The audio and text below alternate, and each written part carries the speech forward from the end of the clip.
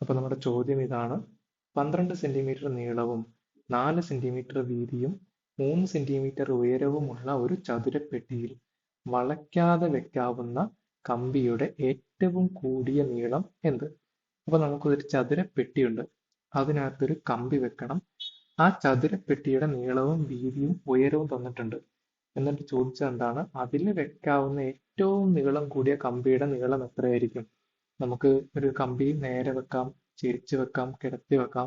പക്ഷെ ഇതിന് കൊള്ളാവുന്നതിൽ ഏറ്റവും നീളം കൂടിയ കമ്പി, അതിന്റെ നീളം എത്രയായിരിക്കും എന്നാണ് ചോദ്യം. നമുക്ക് ആ ചതുരപ്പെട്ടി എങ്ങനെ ഉണ്ടാവുമെന്ന് നോക്കാം. അതിനകത്ത് എങ്ങനെ കമ്പി വെച്ചാലാണ് മാക്സിമം നീളത്തിലുള്ള കമ്പി വെക്കാൻ പറ്റുന്നത് എന്ന് നോക്കാം.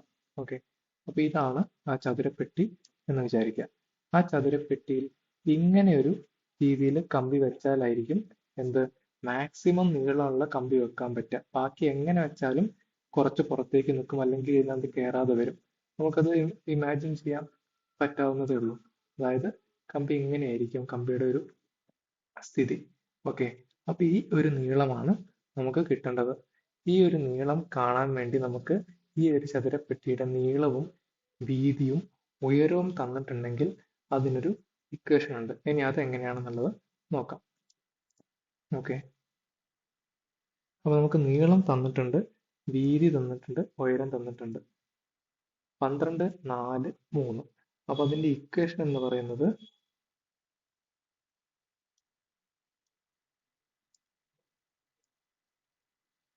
12,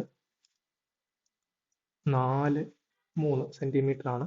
ഇത് എയും ഇത് ബിയും ഇത് സിയുമായിട്ട് എടുക്കാം. സി 3 സെന്റിമീറ്ററുമായിട്ട് എടുത്താൽ ഈ ഒരു വികരണം എന്നാണ് അതിനെ വിളിക്കുക. ആ വികരണത്തിന്റെ നീളം കണ്ടുപിടിക്കാൻ ഇതിന്റെ എല്ലാത്തിന്റെയും സ്ക്വയർ എടുക്കുക, എന്നിട്ട് അതിന്റെ തുകകളുടെ റൂട്ട് എടുക്കുക. എല്ലാത്തിന്റെയും സ്ക്വയർ എടുക്കുക,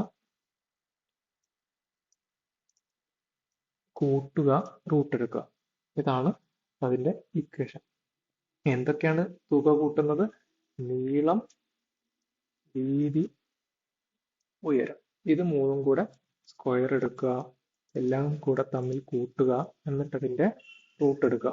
ഓക്കെ, ഈ ടൈപ്പ് ക്വസ്റ്റ്യൻസ് റിപ്പീറ്റ് ആയി വരുന്നതുകൊണ്ടാണ് അതിനൊരു ഇക്വേഷൻ ഉള്ളത്. അപ്പൊ നമുക്ക് ഇതിന്റെ ഉത്തരം എത്രയാണെന്ന് നോക്കാം.